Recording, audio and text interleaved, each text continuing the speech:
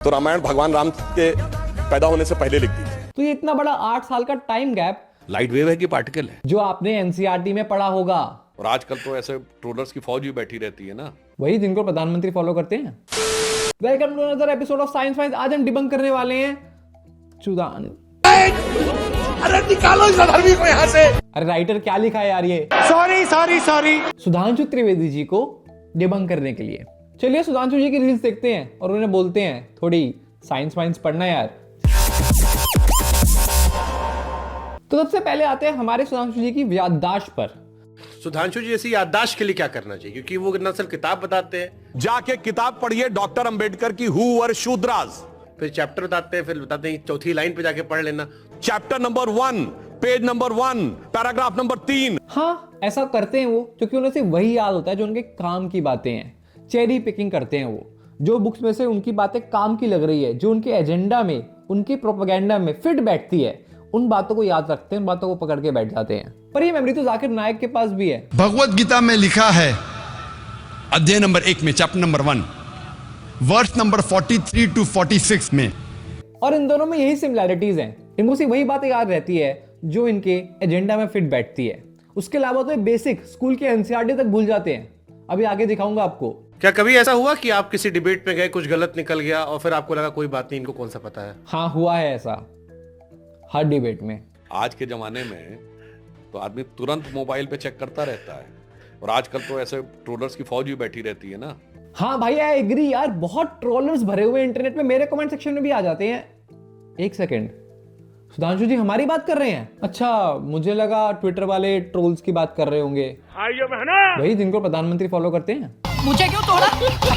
मैंने एक बात कही कि चंद्रमा की गति से धरती के पानी पे असर पड़ता है, तो हमारे शरीर में धरती पे 70% पानी है और 30% लैंड है।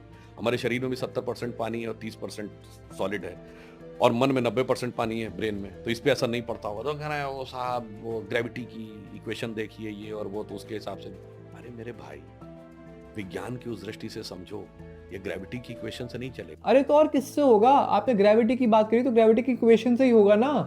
सिंपल सी बात है, चांद का असर समुद्र पे इसलिए पड़ता है क्योंकि उसका मास काफी ज्यादा है, हमारा मास बहुत कम है। हमारे और चांद के बीच में ग्रेविटेशन की जो फोर्स है वो बहुत वीक है, ना के बराबर है। इससे ज्यादा ग्रेविटेशन फोर्स तो आपके आसपास के सामानों से आपके ऊपर लग रही है। और ये बात मैं बता बता के थक गया हूं यार, ये तो मतलब। आप सुधांशु जी नॉन डुअलिटी से Om is equal to mc square, क्योंकि जब आप नॉन डुअलिटी में जाते हैं, डुअलिटी पे आ गए हैं। आइए देखते हैं। लाइट वेव है कि पार्टिकल है? जिसने थोड़ी भी फिजिक्स पढ़ी होगी उसे पता होगा कि लाइट जो है, जब आप पानी में लाइट जाती है तो वो आपको डेप्थ कम दिखाई पड़ती, बिकॉज रिफ्रैक्शन होता है, बेंड हो जाती है लाइट। इसका मतलब लाइट इज पार्टिकल, क्योंकि मीडियम में प्रवेश करने के बाद वो पार्टिकल की तरह बिहेव करती।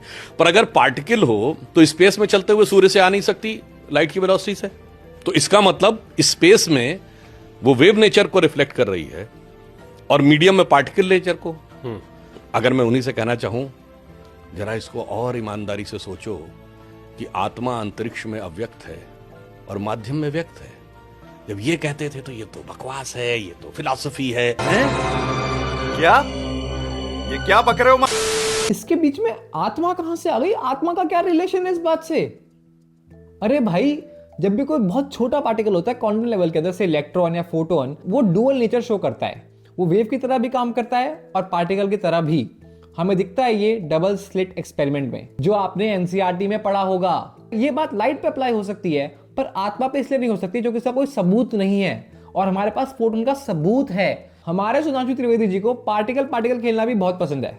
अभी बात कर रहे थे लाइट की, फोटोन की, अब बात करने आ गए हिग्स बोसॉन की। चलिए, आज की डेट में अभी तक की 21st सेंचुरी की सबसे बड़ी साइंटिफिक डिस्कवरी क्या है? बिल्कुल प्रेजेंट की बात कर रहा हूं, बताइए। जानकारी का यह अभाव, यही समस्या है। वो सबसे बड़ी डिस्कवरी है गॉड पार्टिकल या हिग्स बोसॉन, जो जुलाई 2012 में यूरोप की सन लेबोरेटरी में खोजा गया। एक तो यार इसका नाम गॉड पार्टिकल है, इसका गॉड से कोई रिलेशन नहीं है। इसका नाम रखने जा रहे थे द गॉड डैम पार्टिकल, क्योंकि इसे डिटेक्ट करना बहुत मुश्किल होता है। और उसका शॉर्ट फॉर्म में नाम पड़ गया बुक के अंदर द गॉड पार्टिकल। और जाके सन लेबोरेटरी की अगर आप लॉबी में देखेंगे तो वहां डांसिंग शिवा की नटराज की मूर्ति है, क्योंकि वहां का साइंटिस्ट ये कहता है कि अब now science has come to the conclusion that the perpetual creation and destruction of universe is like the cosmic dance of Shiva. और जो सन में मूर्ति है वो हिग्स बोसॉन के डिस्कवर होने से 8 साल पहले 2004 में हमने ही गिफ्ट करी थी, इंडिया और सन के अच्छे रिलेशंस की वजह से। कैसे समझाएं अब लोगों को? तो ये इतना बड़ा 8 साल का टाइम गैप सुधांशु त्रिवेदी जी को समझ नहीं आएगा, क्योंकि उन्हें तो टाइम ट्रैवल में इंटरेस्ट है। महर्षि वाल्मीकि ने तो रामायण भगवान राम के पैदा होने से पहले लिख दी थी, और कहा जाता है भविष्य में जाके लिख दी। कहा जाता है गप है, बकवास है, कैसे हो सकता है। महाभारत कहा जाता है वेद व्यास ने भूतकाल में जाके लिखी, वैशंपायन के समय। अरे ऐसा कैसे हो सकता है? सो टाइम ट्रैवल बहुत ही मस्त चीज है, बट बहुत ज्यादा मिसअंडरस्टूड कॉन्सेप्ट है।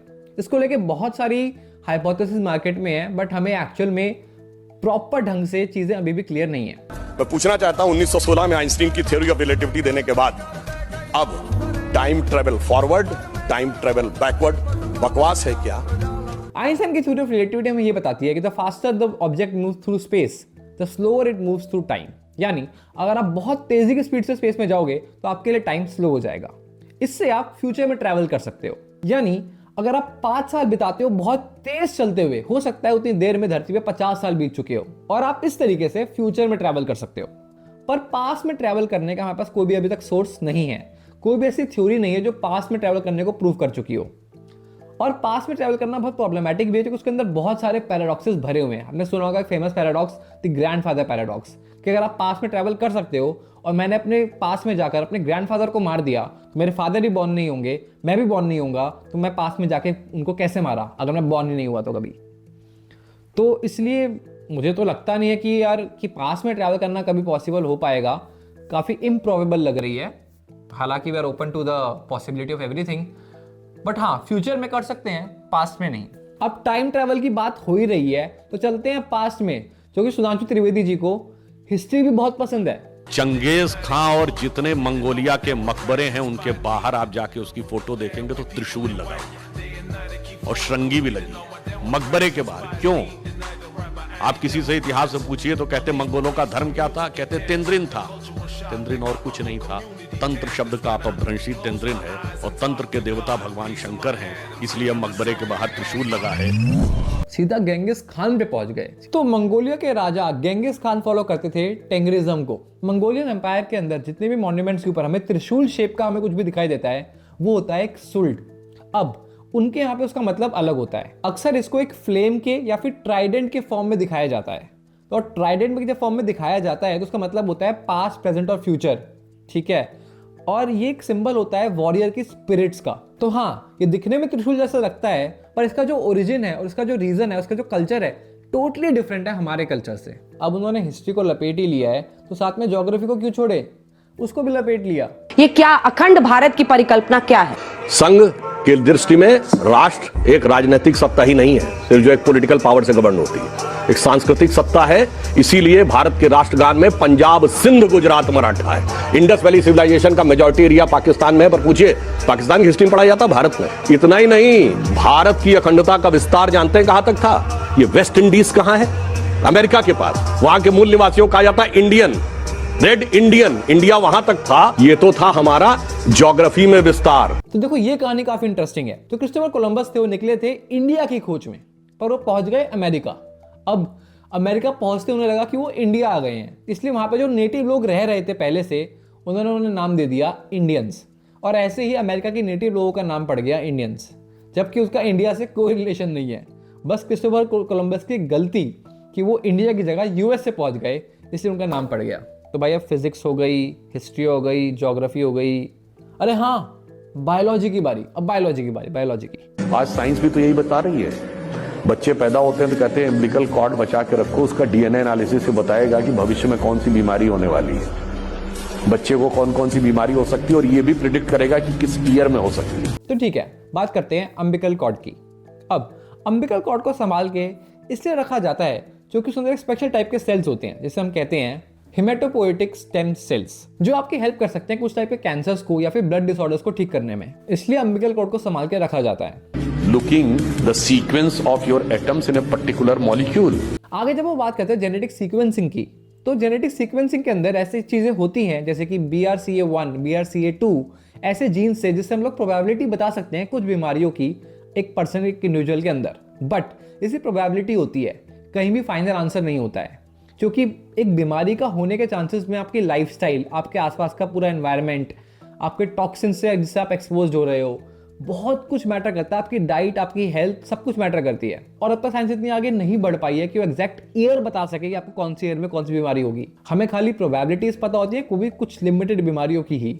हमारे क्या कहा गया, just by looking at the sequence of planet in the space भी हम बता सकते हैं कुंडली के आधार पे कि किस प्रकार की बीमारी होगी और कब होगी, क्योंकि आप नहीं समझ पाए हो वो कोरिलेशन।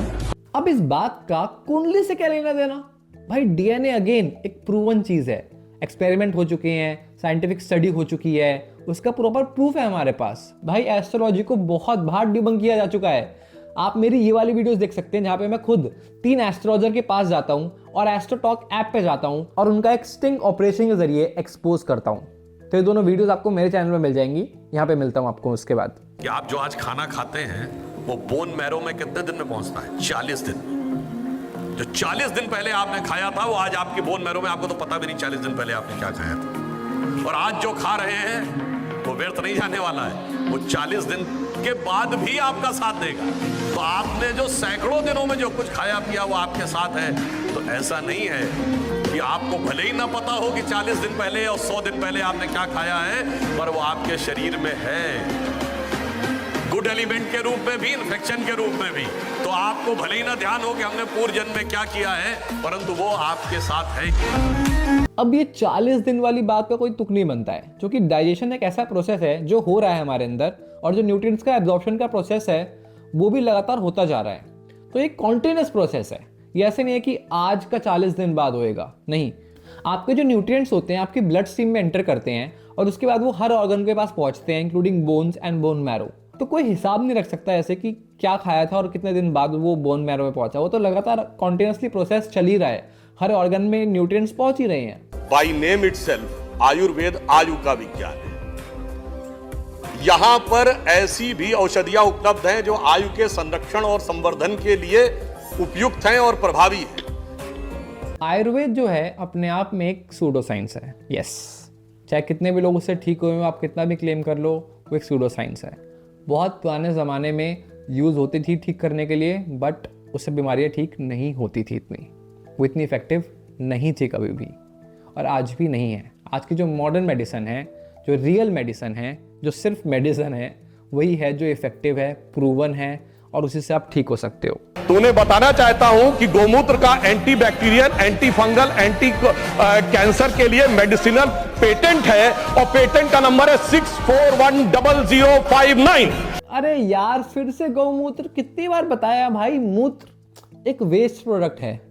हर ऑर्गेनिज्म जो मूत्र करता है वो अपनी बॉडी से टॉक्सिन्स हटाने के लिए मूत्र करता है, ठीक है। और जहां तक बात रही एंटी बैक्टीरियल प्रॉपर्टीज होने की, वो आपके मूत्र में भी होती है, क्योंकि हर यूरिन के अंदर अमोनिया और यूरिया पाया जाएगा। अब जाहिर सी बात है, एंटी माइक्रोबियल का मतलब क्या है? क्योंकि कुछ टाइप के बैक्टीरिया को मारेगा, ठीक है, पर इसका मतलब ये नहीं है कि वो हर टाइप के बैक्टीरिया को मार सकता है या फिर हमारे लिए वो यूजफुल है किसी भी तरीके से। ऐसे तो सैनिटाइजर भी एंटी बैक्टीरियल ही होता है, तो क्या आप उसे पी जाओगे? नहीं ना, क्योंकि उसका यूज है स्किन पे बैक्टीरिया को मारने के लिए, उन स्पेसिफिक बैक्टीरिया के लिए। पीने से एक्चुअली हमारी जान भी जा सकती है। और जहां तक पेटेंट की बात रही, पेटेंट हुआ था एज अ बायो एनहेंसर का, यानी डिस्टिल्ड काउ यूरिन जिसको बिल्कुल साफ कर दिया गया हो, उसके बाद जो उसका यूज किया गया, तो वो कुछ ड्रग्स की हेल्प करता है और ज्यादा बेटर परफॉर्म करने में। उसका खुद का कोई भी यूज नहीं है किसी भी टाइप की बीमारी को या कैंसर को क्योर करने में या ट्रीट करने में। गौमूत्र पीना आपके लिए एक्चुअल में हानिकारक हो सकता है, क्योंकि हमें नहीं पता कि जो गौमूत्र मार्केट में मिल रहा है वो कितना डिस्टिल्ड है, उसमें कितने बैक्टीरियाज हैं, उसमें क्या क्या मिला हुआ है, उससे आपको बहुत सारी बीमारियां भी हो सकती हैं। So please stop it if you are drinking गौमूत्र राइट नाउ। और प्लीज थोड़ी साइंस वाइंस पढ़ो ना यार।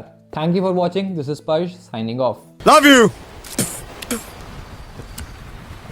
Forever!